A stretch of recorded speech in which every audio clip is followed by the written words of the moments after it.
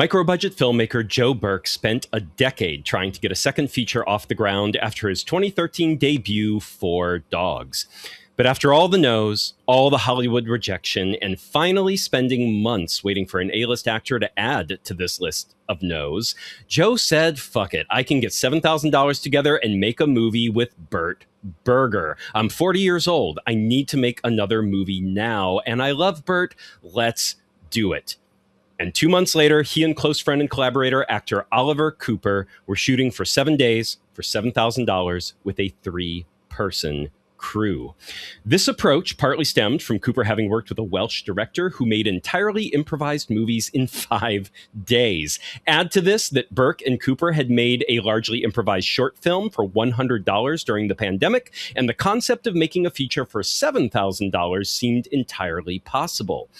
Now, the duo had befriended 69-year-old Parkinson's-afflicted Los Angeles musician Burt Berger after noticing what a character he was while playing in different small venues throughout LA. They asked him to co-star in a short film, and Burt was not only game, but proved surprisingly dependable. As they got to know Burt better, they also met his roommate, Steve, who was even more of a character, and the idea to bring both roommates into a micro-budget feature where they would each play themselves was born. The key, Cooper said in a recent interview with the Important Cinema Club podcast, is to cast people who can't not be themselves, and then create an environment where they're relaxed enough to have cameras rolling. They needed one additional professional actor outside of Cooper, and so they reached out to an acting teacher that Cooper had been working with, Catlin Adams, who had been working since the 1950s. Catlin agreed, but she was also Stella Adler method as fuck. So, for example, in one scene, her character is meant to have just made homemade chicken soup, and she demanded she get to make it from scratch before cameras rolled, much to the director's exasperation, especially as they had to shoot all of her scenes in just 9 hours on one day. So they compromised by having pre-cooked chicken in the damn thing, but the rest they let her cook as she liked, and she turned in a performance that's hard to deny. Joe Burke and Oliver Cooper finished the film at the end of 2023 and expected 2024 to be their festival year. But instead, they submitted to 28 festivals and were rejected by every single one. Burke was disheartened, but the rejections forced a more independent strategy. They emailed theaters directly, arranged revenue share screenings, sold their own tickets, and took the film on a cross-country theatrical tour. Then festivals began accepting them, and the film went on to win awards at festivals including Phoenix, Anchorage, Florida, and Cinequest. A Los Angeles Times feature followed. The rejection had not ended the film's life. It had simply pushed Burke towards a more personal model of distribution. And then, in April 2026, FilmHub acquired the distribution rights to Burt and released it digitally on June 23rd, 2026. It is currently available to rent or buy on Amazon Prime and Apple TV. We bought it, and it was very much worth it. Part of the proceeds, by the way, goes towards Parkinson's research and care, which makes it yet more worth it. You can find out more at burtthemovie.com. That is, by the way, B-U-R-T, not B-E-R-T. So B-U-R-T, burtthemovie.com. We will be right back to talk more in depth about the movie and pair some beautiful wines with it. So let's get that intro rolling.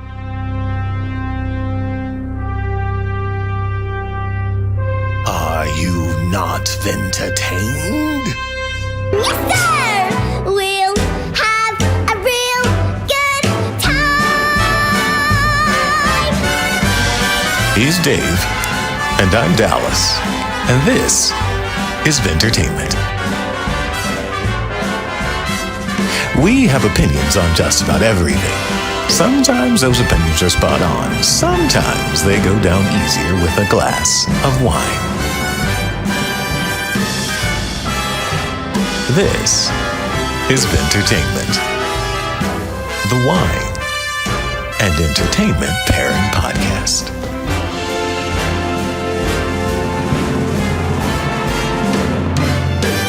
Welcome back to Vintertainment. This is the podcast where we pair wine with entertainment. It is as simple as that. And before we get to our movie today, we first have to challenge Dallas with our wine trivia question of the week. Yes. All right. As today's movie is a DIY, do-it-yourself, micro-budget feature, let's look at DIY winemakers, which are most typically referred to as what? Are DIY winemakers referred to as garbagers, negociants, Garbagers. viniasts, or garagistes? That is once again for our listeners. Are DIY winemakers, so probably not garbagers, I think is what Dallas is maybe going. not, right? Maybe not. We're going to find out. So are DIY winemakers called A, garbagers, B, negociants, C, viniasts, or D, garagistes? Okay. Garbagers is definitely not it, but sounds fantastic, and I'm probably going to use it as the title for something I write. Negociants, no. The root of that is definitely I don't think has much to do with independent sort of micro winemakers, DIY winemakers. Vinast, I think that is definitely a bit of a red herring or a bit of a leading answer. The answer is garagistes. D, and as a matter of fact, recently, Dave, there was a garagiste festival here in Glendale, which featured 30 different vintners. So my answer is D, garagiste. Correct. Yeah, garagiste. Yes, you have to do français. You got the garbage right, and then you drop the ball on garagiste. I like to piss off the natives, you know. Yes. So that is like people typically, because you make it in your garage, is kind of why it's the garagiste.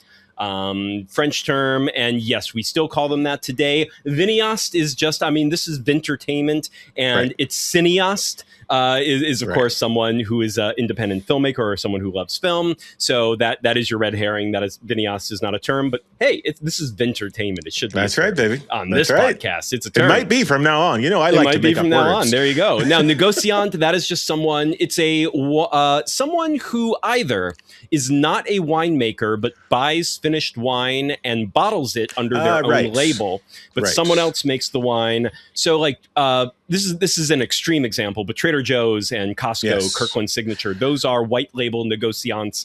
They don't make any of that wine, but they buy the finished wine and then stick their own labels on it. But there are smaller versions of negociants. They've been around for forever. It's not just a giant corporate thing where a winery, you're also a negociant if you buy the grapes from a vineyard, but you don't own your own vineyard. You're a winery, and you still are considered a negociant buying the grapes from elsewhere, someone else who runs that vineyard and making grapes with that. And you can be a negociant as well if you, on a much smaller scale, are buying finished wine, and you're a small, like you're not something like Trader Joe's or Kirkland Signature, but you're like there's a lot of wine out there, guys. That juice got to go somewhere. A lot. And yeah. So a lot more wine out there is negociant related than you would expect. A huge amount. And garbagers are maybe that also will become a term, but it is not. Again, I like to make up words, so here we go. Hold on, guys. Here we go. All right, now before we get to our movie, one last thing before we get to our movie, don't forget to please follow us and subscribe to the pod if you love what we do here. We watch films like Burt, made for peanuts and a shit ton of passion, and we figure out the most apropos wines to get your buzz on while watching such films. That will actually enhance the experience of the film itself, so you might want to subscribe and get a whole bunch more like this if you love that idea. And while you're at it, leave a review. We love reading them, especially if it's a particularly insightful, interesting, or just a good old fluffer of a review. We will probably read it on the pod.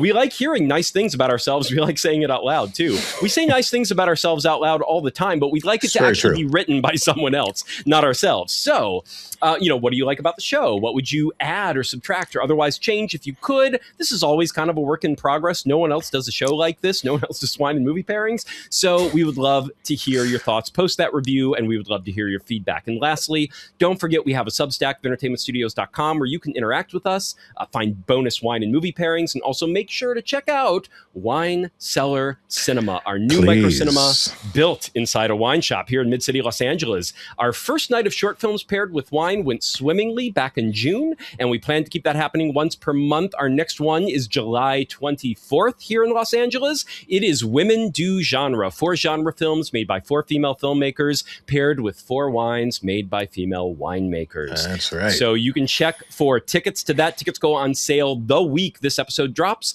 So check for tickets at winecellarcinema.substack.com or Winecellar Cinema LA on the IG. And now we enter the section where we break the movie down into acts and discuss our thoughts on the movie and how they evolved act by act. But in this case, we are actually... Burt is the kind of film that a lot of people have said you do best when you go in cold. As cold as possible. Absolutely. And I agree. Yeah, I agree with that. So we're not going to break this down act by act because it's just talking through watching this movie is a joy just to find out what is this $7,000 movie? What are they doing with these characters? What are they doing with these non-actors playing themselves on screen? So we're just going to discuss the setup / act 1. It reveal nothing in terms of the plot, really just the setup. And then we're going to discuss our thoughts on kind of the early part of the movie, how those thoughts evolved as the movie played without giving away plot, beat by beat plot details. We're going to skip that for this one because go in cold. But the setup, aka Act 1. Here we go. Burt Berger, aka Burt Berger, a 69-year-old LA musician suffering from Parkinson's disease, performs his song Freedom at a local bagel shop. When he's done, a young man, Sammy, played by Oliver Cooper, asks if he can speak to Burt in private. They head out to a park bench, and there he reveals that he is Burt's son from a romance Burt had with Sammy's mother decades ago. Sammy reveals that his mother, Patty, has passed away, but produces a handwritten letter Patty left behind for Burt, talking about intimate details regarding that night that Burt corroborates. Thrilled to realize he has a son, Burt takes Sammy to his home, or rather a house owned and run by Burt's roommate, Steve, Burt's real-life roommate, Stephen Levy, or Levy? I'm not sure how to pronounce his last name. They never say it in the film. But it's Levy. Yeah, but both are right. Burt's real-life roommate, Stephen Levy, playing himself. Steve is an even greater character than Burt, super particular about everything that occurs within his house. Burt has to talk him into letting Sammy stay the night, but succeeds in doing so. Later, in the bathroom, Sammy calls an older woman living in a trailer park, Sylvia, played by Catelyn Adams, and the plot surprisingly thickens. It does indeed. That's all we're going to say. Indeed. That is all we're going to say about the plot to this thing. Yeah, because we want you guys to watch this film. We really want you to watch this film. It is a $7,000 marvel. You'll hear more about that as we continue, but it is a fantastic film. Budget, not necessarily the only factor involved in that, but no. So this is a film, as we mentioned earlier, where the director and their main actor, and they've been buds for quite some time and creative collaborators, and they met Burt as an actual musician, just like they'd seen at him an open perform. mic. At an open mic, right, and in multiple places, and they didn't talk to him for quite some time. But then when they finally did, they realized what a character he was. And then when they asked him to do the short film, and they were like, maybe we'll see how this goes. Let's just try to do a short film with him. Right. And Burt was like all for it. They're like, it's a small budget, and they paid him $100, and Burt was just like, oh yeah, $100, yeah, I'll be there for $100, I'll be there. And apparently by the way, the title of that short film is Another Cancer Movie, 2018. Yes. You can find it in. I can only find it in one place. I actually don't have it in the notes, but it's Another Cancer Movie. They actually did that with Burt first, as Dave was saying. Yes. And do you know what that movie, that short film, actually is about? What the concept is? You should read it. Yeah, it is. Yeah, I do. Yeah, it is. It's amazing because, and I keep mixing up their names, the director and Burt, what's his name? Joe Burke. And then Burt Berger. Yes, Burt Berger. That's what it is. But Joe and his collaborator, his co-producer, co-director, co-writer, they were so smitten and taken by, as you'll hear, by Burt, because they met him pre-diagnosis. By the way, if you guys don't know, the diagnosis is Parkinson's diagnosis. It's called Another Cancer Movie, but it's not about the Parkinson's. Yeah. Exactly. But they met him pre-diagnosis, and were still just smitten with this guy, and found a way to work him into this film. And as Dave said, they offered him $100, and he was like, "Let's do it. I'm there." He was prompt, he was punctual, and he brought his full self to this production. So, if you don't see this film, go check that one out and just dig into their ecosystem in general, and even Burt's music. Sorry, Dave, go back. Well, I was going to say, what is the concept of Another Cancer Movie? Actually, I don't know. I don't know. Have you seen it? Yes. Tell me. I'm gonna pull it up because this was really a cool idea. Let me see if I can. It's on Short of the Week on Vimeo, guys, so everyone can go watch this one. But I want to see if I can find. We're gonna pause here for a minute. I'll edit all this shit out. Okay. But we are going to find the story. Okay, another cancer movie is a meta-comedy movie about two filmmakers played by Joe Burke and Oliver Cooper who are trying to make an Oscar-worthy film, and it satirizes the indie film scene using a real-life situation where Cooper's aunt was undergoing chemotherapy, making the project a personal and therapeutic experience for the cast and crew. So they were using his actual real-life aunt's situation with cancer and going through the treatment, and then trying to make a meta comedy satirizing how filmmakers do this, and they use like actual trauma and actual real life tragedy to make Oscar bait, essentially, right? And that's what Another Cancer movie is from 2018. Go watch it on Short of the Week on Vimeo. We are definitely going to. So anyway, back to initial thoughts. This is Let's talk about Burt Berger. He's the first one we see on screen. Mm-hmm. What do we think? This movie, the introduction to him, you went in knowing this was a $7,000 movie. I'm assuming most people probably do. That's why you would seek this movie out. It's hard to know it even exists. Otherwise, by knowing it's a $7,000 movie. So let's just say you know that's what it is. How did this movie ease you in? What were your initial thoughts about Burt? Well, full disclosure, I've met Burt before. Okay. And we're both in LA, guys. So yeah. Yeah. That's one thing you learn about LA if you live in LA for any length of time. And by the way, they're out in Sun Valley, which technically isn't LA, but it is LA because everyone who eventually ends up. I have not met Burt Berger. I have not stumbled upon him, but I don't go to a lot of, you go to a lot more things like open mic than I do, to be fair. Yeah. And I generally am a magnet for quirky characters. So it is one of those things. But Sun Valley, which isn't far from, it's kind of far from LA, but what happens in LA is those people who come here for the dream end up eventually, sometimes, moving to the perimeter sort of areas because one, it's a lot cheaper, more affordable, and there are still people who were involved in the industry out in those areas. So Sun Valley is definitely one of those places. But I've met Burt before. I've met Burt on Hollywood Boulevard, in fact. Yeah, that's a cliche, but it's true. But Burt as a character, he's one of these... I call them like the sort of kings of the dream because they never give it up, mostly because the dream isn't always about commerce or business or economy for them.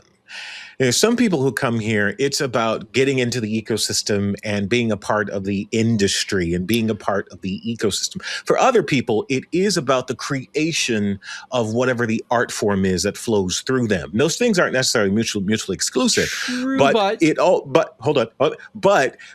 also depends on that person's perspective because, having known a lot of people who, they were artists, they had musical sort of, for lack of a better term, genius or artistic sort of, sentiments.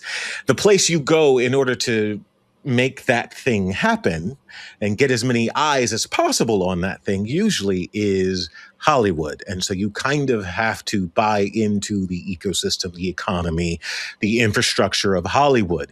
And you do see a lot of people who get chewed up by that dream because that machinery is it is unforgiving. And that's not to say who Burt is, but I'm just saying that's no. I'm just saying, but to be fair, he's a musician, and he's not trying to score movies. That wasn't the dream. So Hollywood is not as directly important to him and his dream. Yeah, as music. For music, he's not trying to do music and movies, though. That's not the dream. Oh no. Well, Hollywood Hollywood in general is if not the music hub. As well as film. Like it truly is sort of a hub of musicianship. So when people come to LA, some are coming for film, but the others are coming for the music industry because it is just as important. The only other city that really compares is New York. Atlanta is more music than LA. I don't think not Burt's generation, absolutely not. But for Burt's generation, for sure. Atlanta was like LA. the Rick James generation. It was huge back then. So I'm not 100% about that. No, Rick James. He was in Atlanta a lot. I still remember that episode. He was. He was definitely in Atlanta a lot, but he was definitely in Atlanta in LA more because that's where the business was. He eventually moved there once he could afford to do that. Once he was big. Atlanta was about tapping into the culture of music, but here it was to get a start. It was to get a start. I don't know. I'm not sure I agree that LA is the place to get your start in music. Yeah, absolutely. I 100% agree. We'll probably argue about this later, but the character of Burt, because it's so funny. You and I discussed this the other day. The heavy lifting of this film is casting. Finding, and you said something very interesting. You said, and it's something that I echoed as well, is like when you find characters who, what was your exact phrasing? What was it? Your exact phrasing was... I said it earlier in the thing. You find people who can't not be themselves. Thank you. You can find people who can't not be themselves, and Burt is expertly that, and we'll discuss that more. Right. But he is expressly that. He cannot not be himself. I suppose I would still quibble with calling that casting, because technically you're not casting, you're building a movie around someone, which is not quite the same thing. I mean, I think as a filmmaker, you're casting a person who you think can be an interesting on camera. So you're casting a role still. You are still, as a writer, creating something around that person. But if you're building a film, you're still sort of casting, because you could write that role and then go find an actor. But that's casting. Whereas the other thing is, I don't know if casting is quite the right term for it, because casting is like, casting is like an active search to cast a role, but the role doesn't exist. It's the person. So you are just taking the person and saying, okay, you're casting the movie to the person than the person to the movie. But it's not, you know what I mean? It's like, that's why I don't think casting is the right term. That's what I'm saying. In terms of the artistic inspiration of this film, you're absolutely right. They are just putting Burt on camera. Right. And they did have to cast Catelyn. Like, there were some things where... The interesting thing about this movie, so we're talking about Burt right now. We'll talk about Steve in a minute, and then we'll talk about how this all works because this is more of a narrative feature than I actually expected it to be. Me too, 100%. Yes. I was really expecting this to be fucking Clerks, of just the people hanging out and Clerks saying some people. Shit. Yeah. Right. Saying some shit. Well, old Oliver is not that old. Stop it. There are two old. Well, you're right. Most people in this movie are old. You're right. Exactly. It's just Oliver. Right. Because Catelyn is up I should say seasoned. Well, that's offensive. I shouldn't say old. Seasoned. You're right. It's kinder. So we'll talk about that in a moment. But this movie being narrative like that, we'll talk about the script and how they might have built a story for these people to be able to shine in. Because that's, I think, where the real skill of this movie comes in.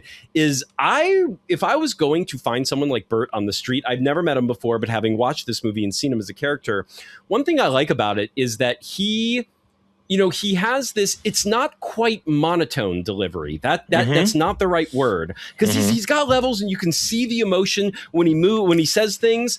But he has this sort of very steady tone of voice. It's subdued, yeah. It's subdued, relaxed. Well, he has this kind of like back of the throat, like down in the chest. And so everything he's saying, apparently the one scene where he had to get like mad in, and we'll get that when we get later in the movie, Catelyn had to help coach him on that. Right. Because it just was not, because we talked about how you can't not be yourself, but that was one thing that was against his nature. Right. So it wasn't the way, like, he gets mad, but he doesn't express it that way. He doesn't get mad and like it is visible and you can hear it. And that was something that she had to be like, no, Burt, you have to yell at me, man.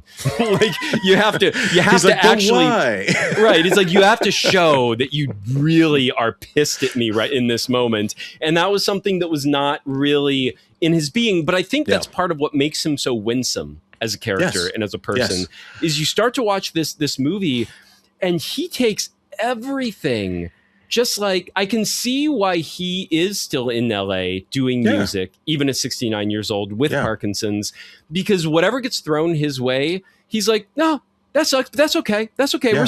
We're gonna work this out. We're gonna figure it out. And he just keeps going. Yeah. He very much has that attitude towards life. Now that said, he is the kind of person, he does not think he's made it. And he does want to make it. And he's always believed he still will. So to your point, though, of like, for some people, that's not the goal. I actually think that is Burt's goal. And has always been Burt's goal. I knew this was going to be a point of not necessarily contention, but discussion. And in a lot of the information, Burt's big thing was he wanted people to hear his music. And for him, it was about hearing what was coming from his heart, his being, his soul. Now, again, I make the distinction. Maybe others don't. The idea. I understand. It's not money for money's sake. I get that.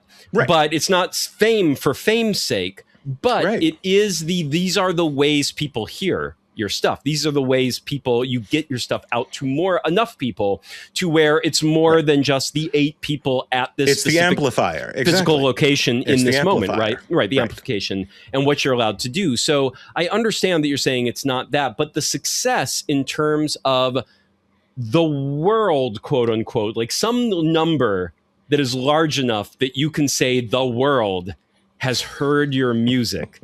You know what I mean? Or at least the country, something, because I do think that is his ideal. That was his goal, is he wanted people to hear his music the way they would have heard most major recording artists having heard their music. And he didn't necessarily need the money or be like, I need to be a millionaire. I don't think that was necessary. I mean, I think he'd like to not have to sweat any of the costs of life and whatnot, but definitely he still needed like the success. We'll see what this movie does for him. He and Steve have been apparently very happy.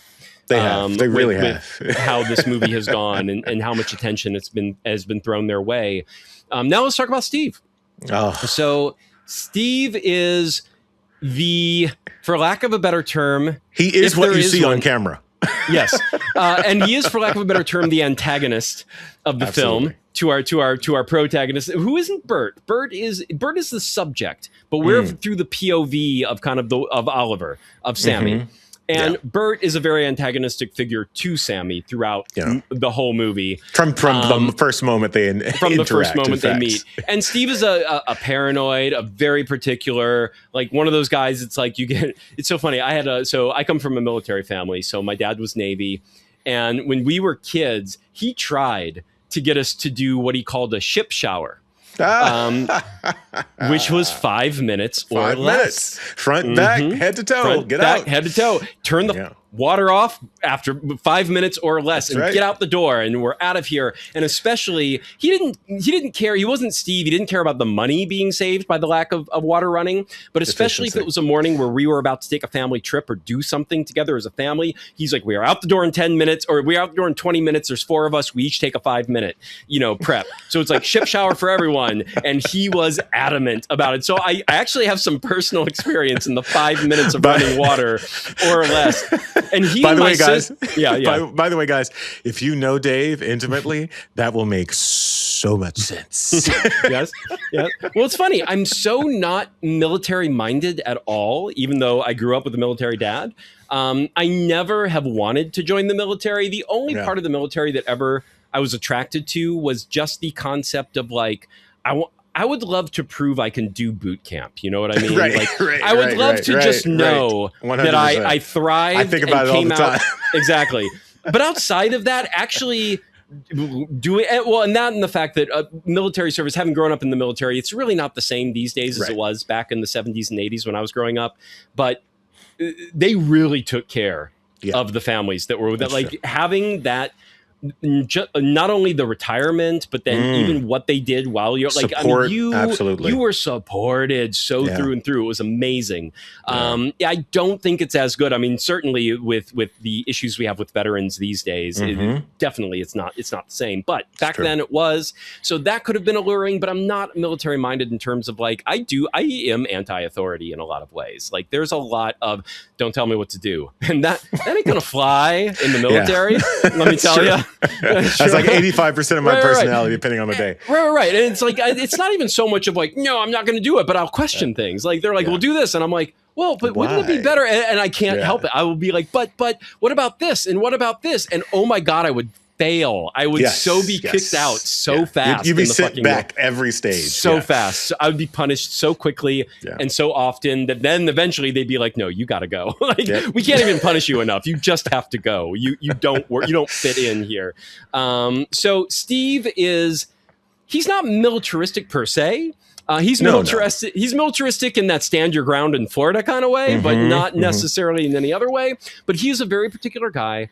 He definitely protects his territory. And this was when the filmmakers met him. They're like, oh, he's like this. There's a scene in the movie with a washer and dryer repair person that comes over. And he's just giving him what for about this washer and dryer and that it needs to be fixed or he's got to take it out of there. And this washer and dryer had apparently been there, standing there in like the middle of the house for like a year. And Steve at one point was like, is this going to be in the way of filming? And the filmmakers were like, no, we'll film around it. And that scene where he's yelling at the repairman was happening when they were trying to film, and they just captured it on film. And they were like, I guess this is what's happening. So some of what's in the movie is even just literally Steve being Steve, not even trying to act for the film.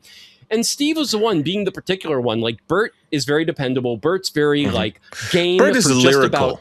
Burt is absolutely lyrical in the sense that, like you said, he just kind of not necessarily goes with the flow, but when he encounters something, he finds a way to move with it. He's Bruce Lee. He is like water. Yes, he's like water. As opposed to Steve, who's very much like... He's the wall that the water hits. He is absolutely he's the dam. wall. He is 100% the dam. And he's like, you have to bounce off me or go through these exact parts that I let you go through in exactly the amounts I let you go through, or we have nothing to do with each other and go somewhere else. Exactly.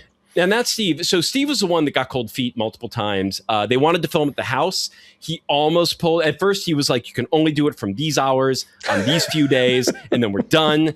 And then even when it was right before it started, he's like, I'm not an actor. I can't do this. And he almost got cold feet. Burt was never. And the filmmakers convinced Steve, this is kind of his one saving grace, is they were like, you're doing this for Burt.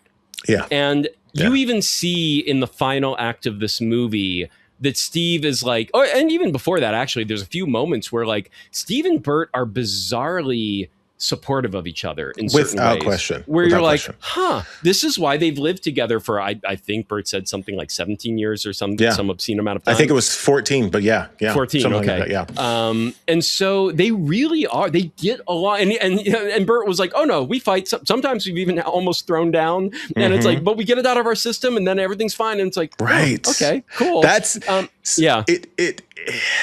their relationship. Again, we talk about this quibble about this concept of casting, but whatever that term is. Don't tell me you don't recognize this relationship. Oh, it's the odd couple all day. It's us sometimes. Yes. But that's the thing. It's only sometimes we throw down and then we keep moving. 100%. So we do recognize this to some degree. But Steve, like they're very particular. And Steve then they convinced him to do the movie because they said, look, this is for Burt. This is something we're doing. And Steve was like, fine, okay, but only these hours, only these days. And by day 2, he was like, he was having the time of his life. And he was like, we don't, you can film till whenever, as many days as it takes. Here we go. And he was all in. Yeah. Well, another bit of a side note here in terms of the production. I was having a conversation with another producer recently, and I don't remember, I guess it was last week or 2 weeks ago, but he was quibbling about all these people, these kids coming up these days who are calling themselves producers in high school, and how, you compare that to what an actual producer on a film set, an independent film for like $7,000 has to do. You have to convince the guy, who's already signed on to come out of their trailer, for 10 hours a day. Like, you aren't a producer until you can convince someone like Steve not to pull the plug at the last minute. Because if anybody's going to pull the plug, it's Steve. But nevertheless. Right. Right. Right. In this case, it was the again, director slash producer, but yeah. But again, on a small set, you got a 3-person crew. You're running all the hats. As a matter of fact, one of the interviews I listened to with, and I'm going to fuck up his name again, the director is Joe Burke. Burke. Thank you. That it's so close. It fucks up in my brain. Anyway, Joe Burke was lamenting the fact that, how they had this 3-person crew, truly a small production, guys, 3-person crew, and the 2 actors and 4 actors depending on the day, 5 actors depending on the day. How he loaded up the snacks for lunch and craft services in the trunk, and then he had to go pick up and borrow the cameras, and he had to go borrow the lenses. He had to drive an hour and do all this stuff, and it is a testament. We'll get more into this later, but it's a testament to this indie filmmaking, sort of guerrilla filmmaking energy. But back to Steve. Steve, for my part, is a special find because you can tell that guy is just a character waiting to happen and has always been. It just took the right crew to come and put a camera on him and allow that character to shine because he is a proper character. You would have written this character, and it would have been just as interesting if it was fiction. It is just a fantastic bit of quote-unquote casting, as we discussed. Yes. Right. So before we go any further on that, let's talk about these initial. So we met Burt. We met Burt. We met Steve. Beginning of the film. Everything we said in the setup in Act 1, roughly. What are we thinking wine-wise on this? I will say I'm sipping a white wine right now, and that was my initial thought for sure. This film is so light on its feet, and the characters so winsome, so easy to just fall into, and it just flows. This movie is 77 minutes, by the way, guys. With credits, end credits, and all that fun stuff included. So this does not overstay its welcome in any way whatsoever. You're in, and it just goes. And it's not fast-paced per se, but it wastes no time. This was, again, a 7-day shoot for $7,000. They're not shooting a bunch of extraneous BS. Like, this is like exactly what the film needs and nothing else. Now, they wrote this in like 2 months after they came up with the idea of doing something with Burt and Steve. They were filming. So this was written very fast too. So this feels very instinctual. This feels very natural. This feels very light on its feet. Initially, I could not imagine, for the first half of this movie, I could not imagine anything but a white wine. Something crisp, cold, nothing too rich, nothing too bitter or astringent. Even though Steve is a little astringent, I was like, still the way everything plays, and some of the other characters too, like the actor characters, Oliver and Sylvia. When you sorry, the character Sammy and Sylvia. The 2 acting roles, like they're when the plot thickens, you start to learn there's more astringency there, but the plot hadn't really thickened yet. So I was like, look, there's such fundamental warmth here. Even Steve cares deeply for Burt underneath all the bluster, underneath all the astringency. So I was like, this has got to be something really fun, nice, drinkable, something refreshing. I can't go any heavier than that. But how about you, Dallas? What were you thinking at the beginning? Honestly, not a dissimilar take. I even wrote in my notes, this film is light on its feet, in fact. But it, Act 1, we'll say, Act 1, if it's 2 acts, and I qualify this as a 2-act film, but it punches so far above its weight, and it's so oddly refreshing. It's dire and dour and all the things, on the surface, but there is also this like fun electricity beneath it. Because, I'm thinking about this guy's Parkinson. I'm thinking about the fact that this character probably, this is going to be a high point for him going forward, and everything else probably devolves as these diseases go.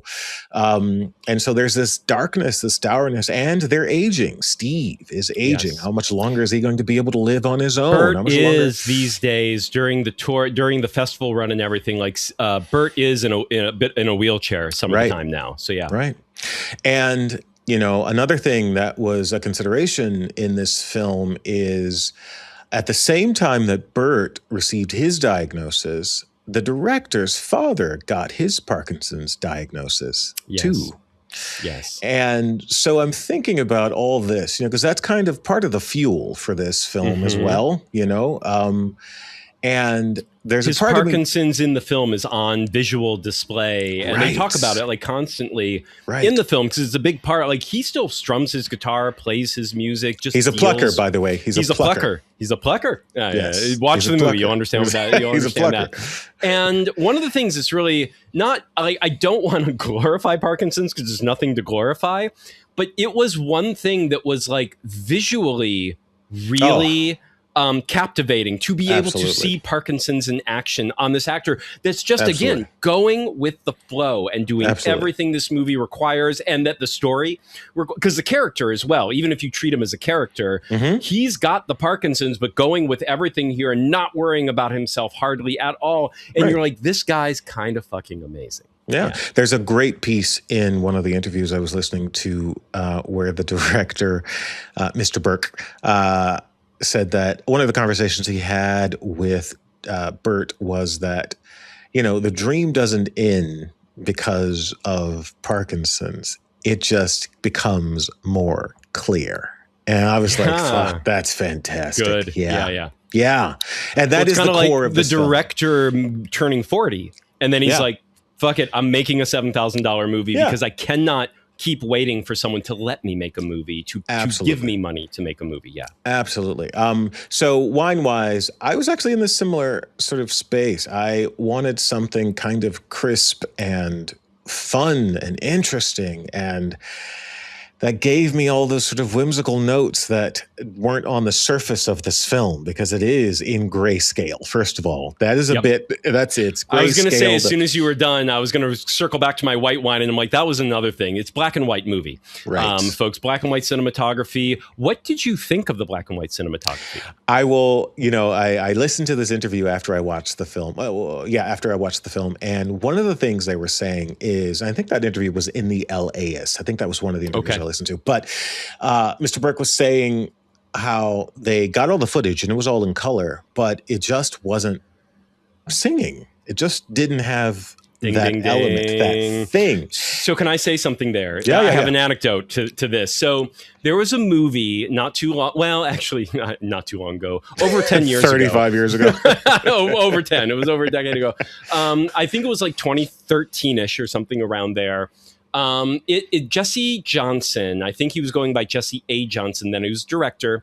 These days, he's an action director. He does a lot of action movies with like Scott Adkins. Okay. And he's done movies like Avengement and Triple Threat, all these things, which I love. And I didn't realize that he did a stab back in the day of doing a bit of an art house cinema film. Okay. And it was called, I'm going to look it up right now. Son of a bitch. Yeah. I had it in my head and I was like, what? The something ones. The Beautiful Ones, maybe? The Beautiful Ones. That's the one. Yeah. So he made a film that was kind of a stab at an art house bid. It was a crime thriller, but it wasn't like action. It was a very low budget, crime action movie that he shot in black and white as well. And when it did the festival circuit, it was always in black and white. And I saw it, I want to say it was at a local festival here in LA. So I got to go to a theater, and I can't even 100% remember why I was there or what made me go see this one. But it was something where I was like, yeah, this looks great. Fucking loved it. It was so good. It then got picked up by a distributor who colorized it. There you go. And lost the magic. And you cannot find the black and white version anywhere. Wow. It has not been leaked. It has not been gone anywhere else. And I cannot tell you how fucking cheap looking this movie looks now that it's in color. And the distributor was like, no one's going to watch a black and white movie. We got to colorize it. And they colorized it. And not only was the film not shot to be that, I think, I don't know, maybe they too were like, no, this looks terrible. Let's black and white it. Oh, this is so much better. Right. And I got to tell you, for whatever reason that it was black and white, it was so much better. If you have no budget and you're the cameras you're using probably, it's going to look very digital. It's That's going right. to look there's something about the visual That's where you're right. like, this just looks like a cheap movie. Yeah. Think about black and white, because both Yeah. The Beautiful Ones and now this movie, with the director having his anecdote of like, no, it didn't look right, and then we turned it into black and white and it looked great. Yes. Yeah. Also sepia tone. I haven't seen enough films done in sepia tone, damn it. But agreed. It is one of those things. When I heard that, I'd already seen the film, and I'd already fallen in love with the film and realized that it was sort of it had a timeless quality about it. And I couldn't figure out what that was. I know in part it was the Parkinson's thing, because that is a universal. That's something, we are facing, one of those sort of existential kind of issues, because the diagnoses are happening earlier and earlier and earlier, and more frequently in communities. And it's something even people in their 40s, 50s are now having to worry about like extensively. Mm-hmm. So it is one of those things that in terms of the script, it's kind of these universal concepts, right? And I think the black and white does this thing of making it even more timeless, because as you said, when the films like these are in color, you start to see the washes of the hues in the world, right? You start to see the things on camera in the real world that sort of will date it. And having that sort of black and white thing, it's almost like a filter that dials down the moment in time, right? And makes it a bit more timeless. And I can see that. Yeah, it's kind of it's a simple thing, but it almost adds a style. That simple thing adds a stylistic sort of filter that adds a quality, especially to this film, that makes it even more timeless than the subject matter. So wine-wise, I was thinking, and I actually tried an orange rosé.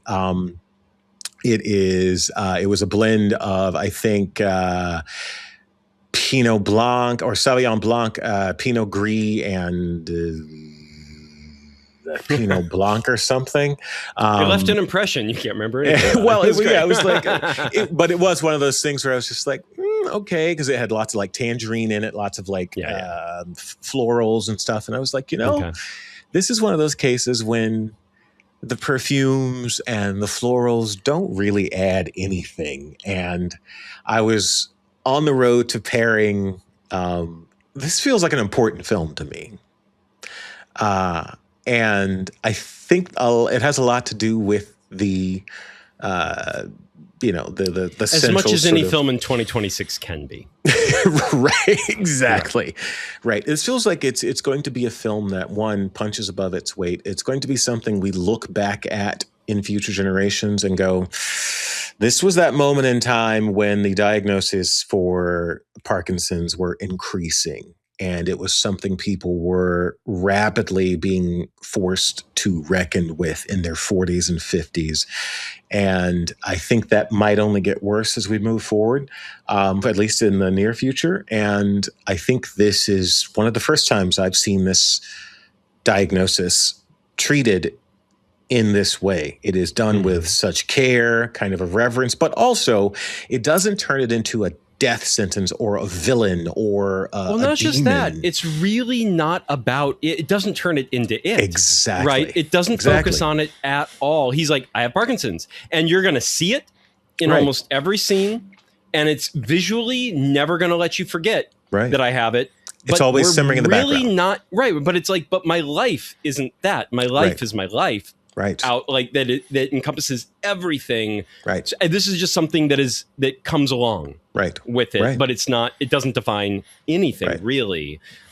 Which is a new take on all of that, and it wouldn't have happened if you didn't just cast someone that happened to have it, and you're like you're playing yourself. So of course you have Parkinson's, but this script isn't about someone who has Parkinson's. Precisely. Exactly. Right. Yeah. Now on that note, let's get to Act 2, or let's say the later parts of the movie. And the plot thickens, more locations, more characters.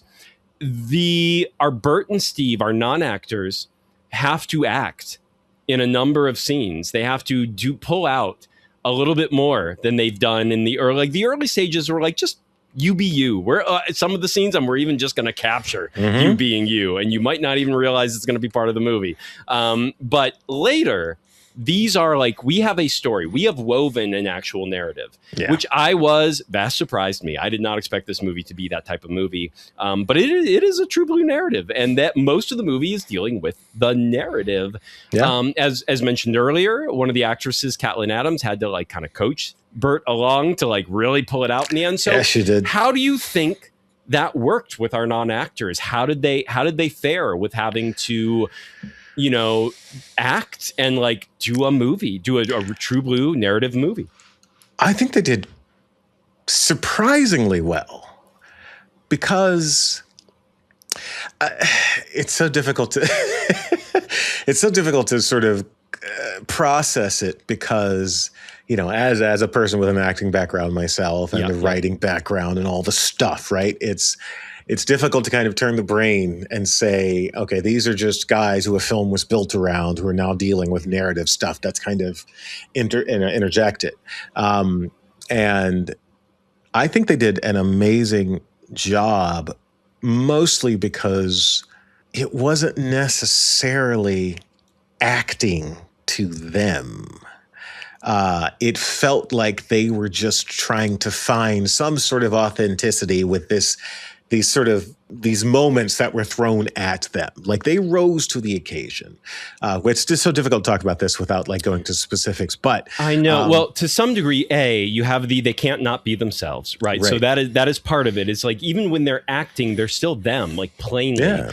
And these are the types of characters that an actual actor would have like, almost killed themselves trying to become, because they're such characters. So they would have like every tick, every weird thing, and like, don't forget, you always have to hold your body this way and your limbs this way, and these guys are just like, that's just how I hold my limbs. I don't know what you're asking me to do here, but I will then say these lines and try. And like, even Steve has moments like with the climax where he has to kind of do something a little outlandish and then fret about it because it goes slightly wrong. And I'm like, that was like, even he had to pull it out a little bit. And Burt having to get, even Burt, like when Sammy first tells him, and this is part of the synopsis, the setup, so you already know this, but when he's like, I'm your son, you know, and Burt has this great moment where he's like, haha, you're kidding. But you're not kidding. Yeah. I'm your father. But the way he pulls it, the way he delivers every single line, I'm like, an actor couldn't do it better than that. That was amazing. And then at the end, when he has to get angry, maybe it took some acting coaching to get him to pull that out of himself, to be like, no, you have to actually be angry. And it's great too, because at one point he's like, we're gonna go talk to Sylvia, and he like gets the Parkinson's has him shaking, so he's like, he's shaking partly from that, but then also it's not hard to see that like partly from rage, and he can't sit still any longer. He's got to like he gets up and just starts going. He doesn't look back to see if Sammy's even following. He's just like, I gotta move. I'm so fucking pissed, and I just gotta move. And I'm like, maybe it's partly the direction, partly the coaching, but whatever it was, it's kind of, there are so many films where non-actors, because they're celebrities, they're athletes, they're something that you cast them for, they're in a film, and boy, does it not read well. Like, they're like, okay, you're not an actor, my God. But not here. Because these are people who are worth turning a camera on, that's exactly how to say that. And it's not a skill. Like, I think athletes, the problem is it's worth turning a camera on them when they're performing their skill. Yeah. But it's not worth turning a camera on them per se, just to hear them talk.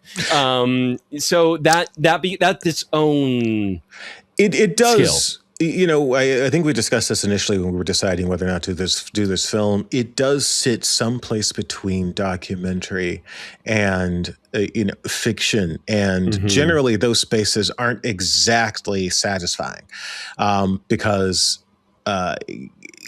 often you'll get actors who are doing renditions, or the real life characters, as you said, don't know how to just present whatever they're being asked to present.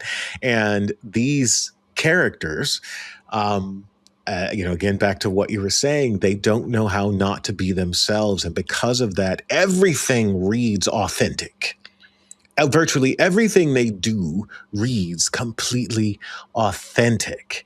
And I think without that authenticity, as you were saying, if we had actors in there, they would be trying to sort of method it out and like do all the hyper sort of movements and go in directions that it didn't necessarily need. But because these characters were, to an extent, just sort of saying lines, it worked. Because these characters were really just saying lines through their own mask. Yes. And it's kind of the inverse of what actors do.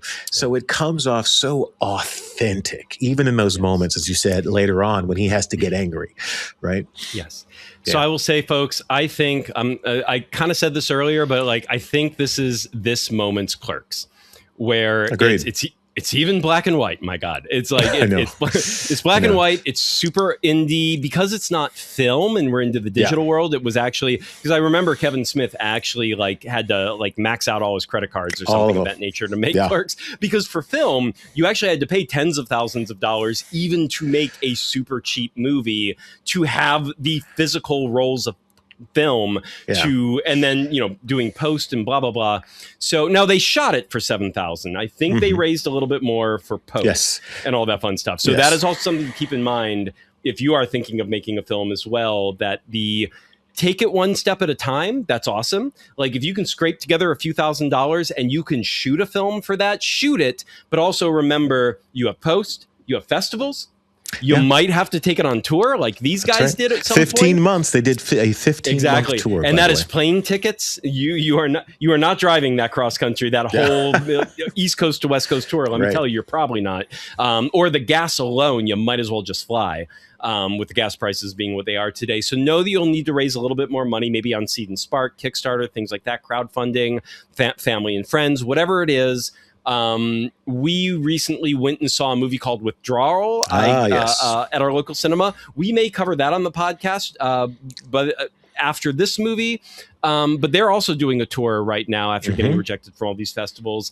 And it's a movie that really is worth having played in festivals. So we are in a moment now. And on the tour, they basically said, look, we have made technically a profit. So we've more than broken even. It's not a big profit. Don't think you've like made money that you're putting in the bank. He was like, we've made like in the whole tour across the country, we made like $1,000, but they paid for everything and made $1,000. So it's very doable to get your film in front of people.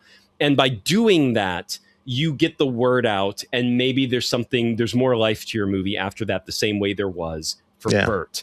So this is on Amazon Prime and Apple. As I said before, make sure you go take a look for it. We bought it for $10 to support the film. And burtthemovie.com, BURT themovie.com. Go check that out. Now, final wine pairing thoughts. So later in the movie, things do get heavier. I have, for those who are looking at the YouTube video, I did pour a red during the second half of the conversation. This is what I actually paired it with right here. Now, things do get heavier. It's more drama, more layers to the characters. The non-actors get to act a little bit more. So on a rewatch, I cracked open a red. I cracked open this red. Something still lighter in nature, though. A red not normally, and this was kind of the cool thing. I picked a red not normally known for lightness, as most dramas are not actually known to be particularly light. But in this instance, this was a lighter, chillable expression of a typically heavier wine. So lighter in alcohol, lighter in color, brighter in flavor, which I think this movie is. Like when you think of like, no, it's just a drama. It's an indie drama. And it's not even quite a dramedy. It's not really a comedy. I don't think you could call it that. I wouldn't fight you hard on that. But it is more of a straight up drama than a dramedy, but it's so light on its feet that I understand why you'd want to call it a dramedy. Even though no one in the script is not trying for comedy per se, not often. So for my final pairing, looking for a lighter expression of a usually heavier red wine, I settled on this. I'm gonna, for those who are watching on YouTube, I do have the bottle right here. So this is a Municipal Winemakers, quote unquote, nowadays labels release of a wine. It's Alicante Bouschet from Cucamonga Vallley 2022. Now, the reason I chose this, Municipal is a Santa Barbara-based winery. Though they buy grapes, they're a negociant. They buy grapes from all around California. They're just the winery. They don't own a vineyard. And their mission statement is to make wines an everyday experience again. Something to gather and drink regularly and not just on special occasions.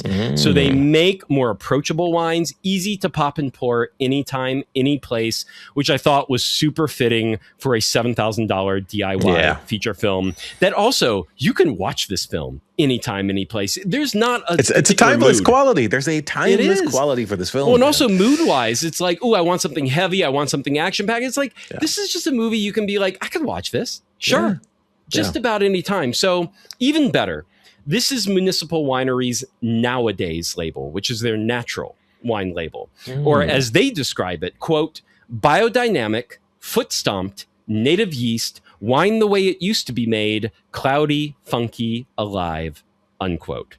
Which, cloudy, funky, alive, I could just about not describe this movie better than those three words. That said, I will say this, even more apropos for a film like this, but this wine is not, it's not cloudy, actually. So this one in particular, not cloudy. It's not even that funky. It's got a little bit of like this white pepper kind of scent to it, which I definitely associate with a lot of natural wines.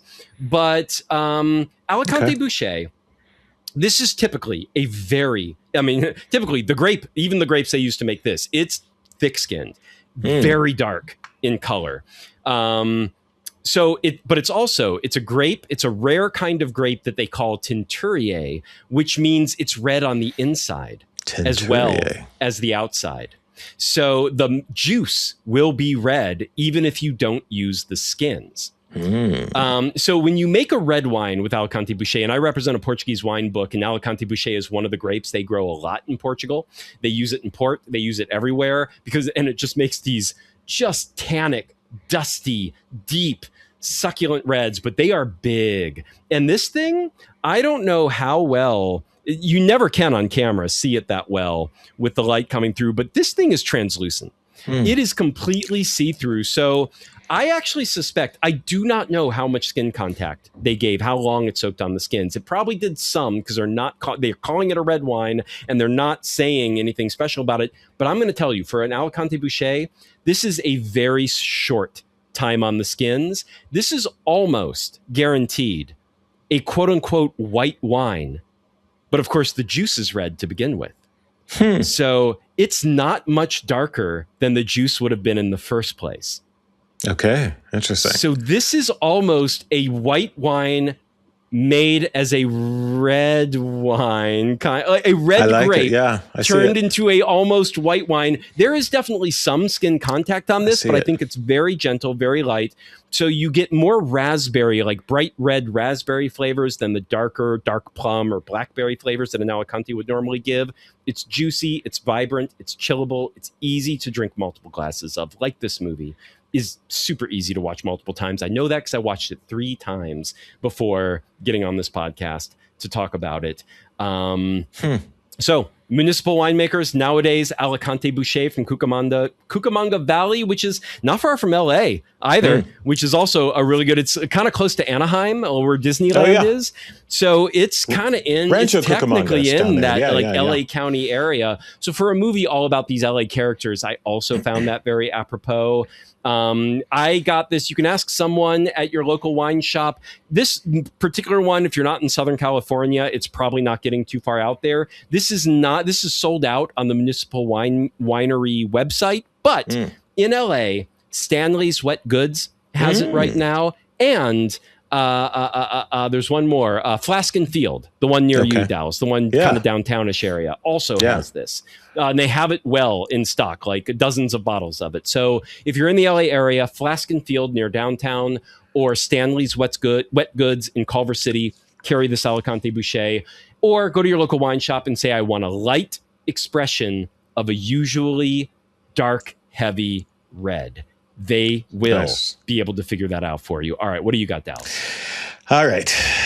So for me, I realized that this film has a lot to do with location and not just where they shot it. So as I mentioned earlier, Sun Valley is out in the sort of perimeter of LA to a certain extent. And, LA is a machine. And after years and years of looking for the dream, sometimes people can be pushed out into those perimeter areas. And you get this sort sometimes, the rest of us are just holding on, right?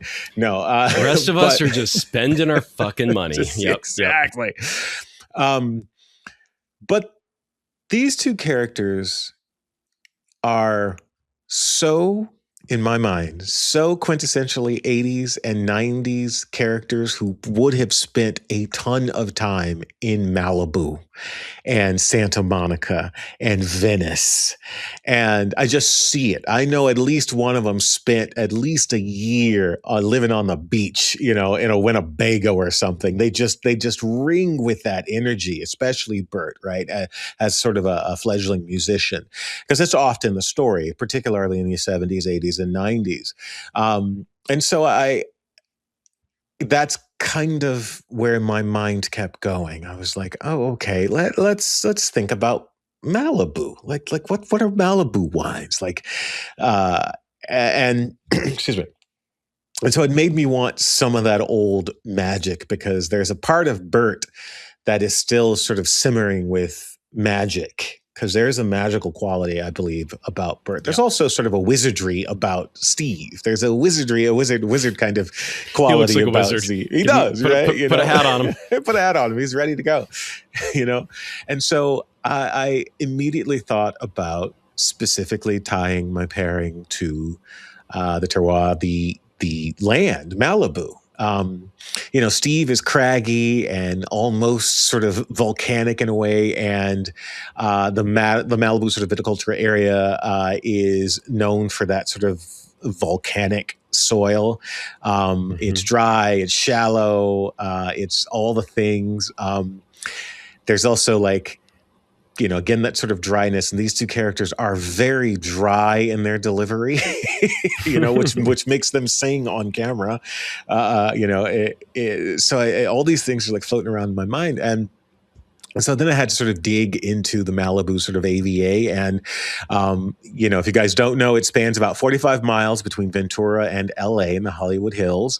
It is one of the largest AVAs, which abuts one of the top tier population centers in the country. It is home to two distinct AVAs, Malibu Newton Canyon and Saddlerock Malibu.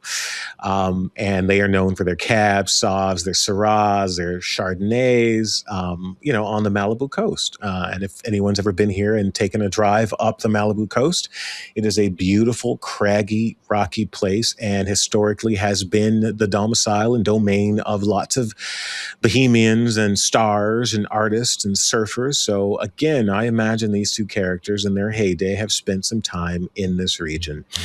And I think when the director and Oliver first met Burt, it was in that Venice, Santa Monica area. Wow. So it's not too far away. Right? Yeah. So I ultimately went with a wine that I think accomplishes both goals. And the second goal, which I didn't mention, is the director kind of wanted to give Burt a legacy that could be easily pointed to and identified, because Burt never gave up the dream. And as Parkinson is eating away at his life force, for lack of a better term, it became a much more difficult kind of dream, I think, to find and achieve. And luckily, the directors came along and with this film gave Burt an opportunity to not only use his music, but his other skills and other talents, and gave him an identifiable legacy and made him the king of his own mountain. Now, that ties into my pairing. Because I went with a wine. It is a 2018. It's called the 2018 The King of the Mountain from Saddlerock Estates, which is in Malibu, in fact. I think it is the currently the only vineyard winery in Malibu. There may be another one at the moment. It is a beautifully balanced Bordeaux style. It is black cherry. It's all the like preserves. I wouldn't call it preserve, but it's all the sort of like rich, stewedy kind of fruits, fermented kind of fruits. It is. It's subtly spicy, which again, like our characters, we talk about the presentation.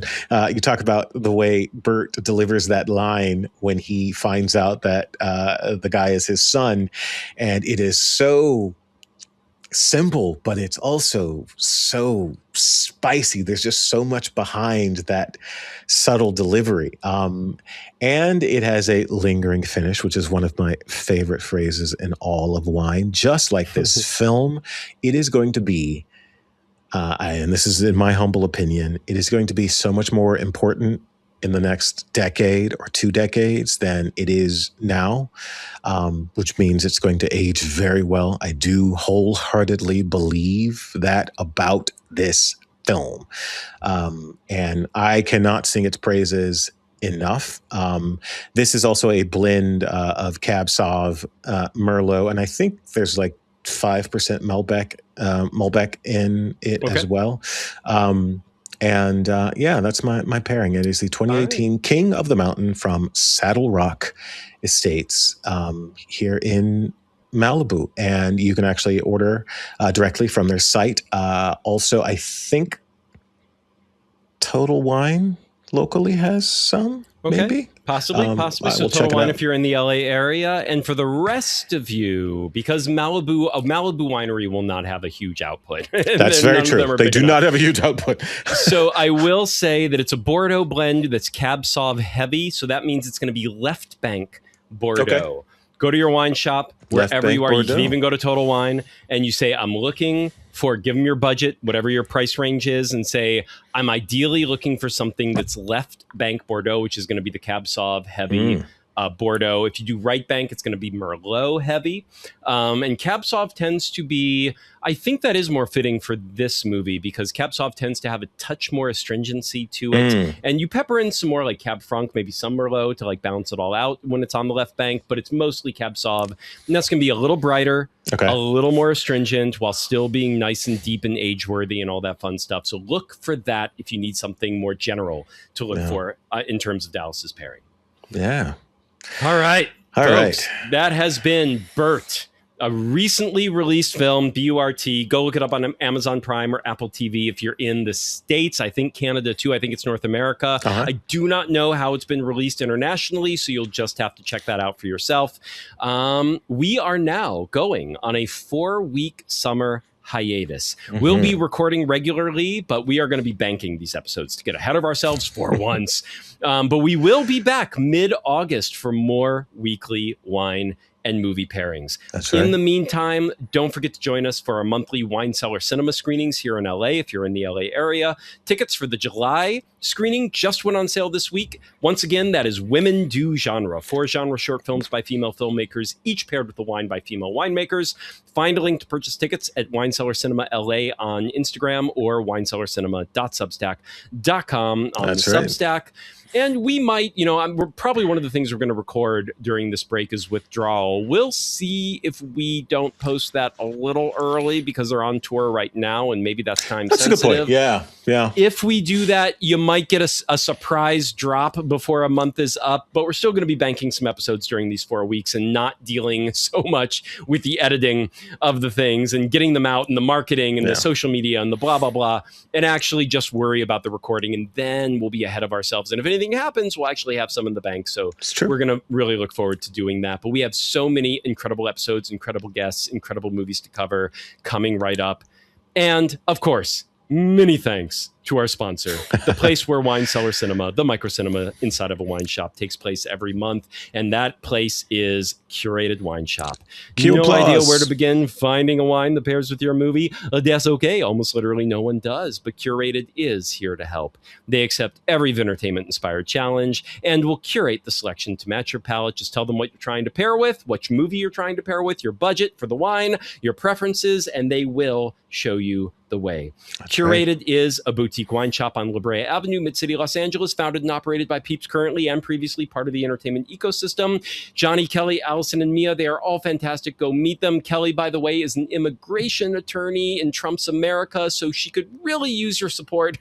Go give her your moral support, pat her on the back, buy some of her wine. That is her happy place right now, because there is no happy place outside of that for an immigration lawyer in America right now.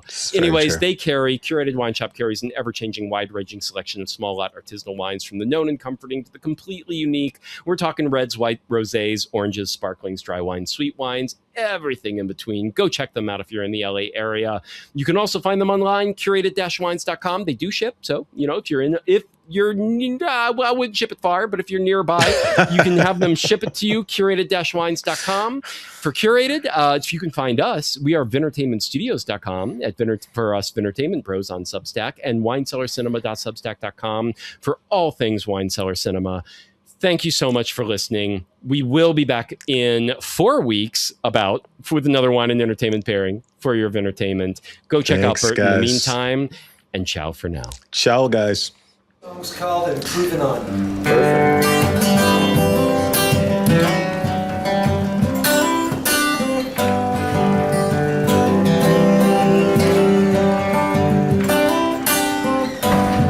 20 years have gone, and I don't rightly know where the years have gone.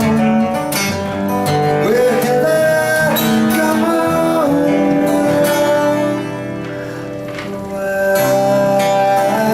I must keep moving on.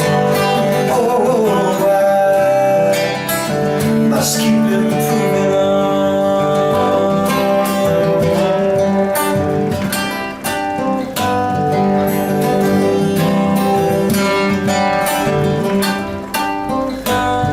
30 years have gone, and I don't rightly know where the years have gone. Where have I gone?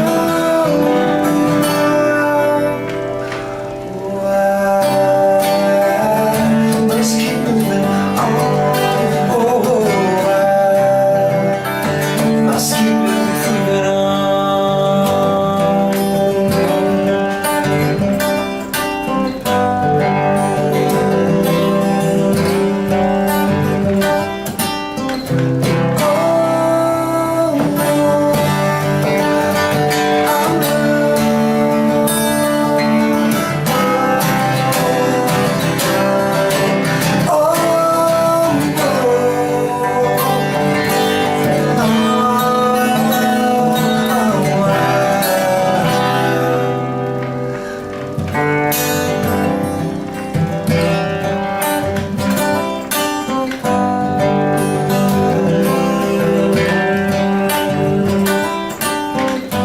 50 years have gone, still I don't rightly know where the years have gone. Where have I gone?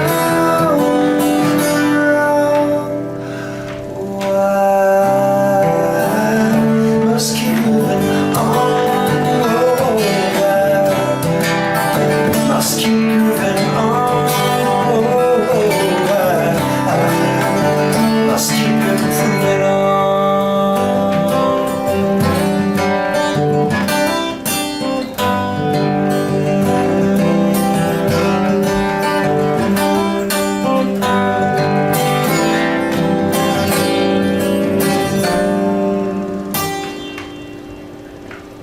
Yeah, love it, man. What was the name of that song, Bernie? Improving on. Improving on. Improving on. Life goes on, and hopefully we're getting better. We keep falling, but we keep getting up.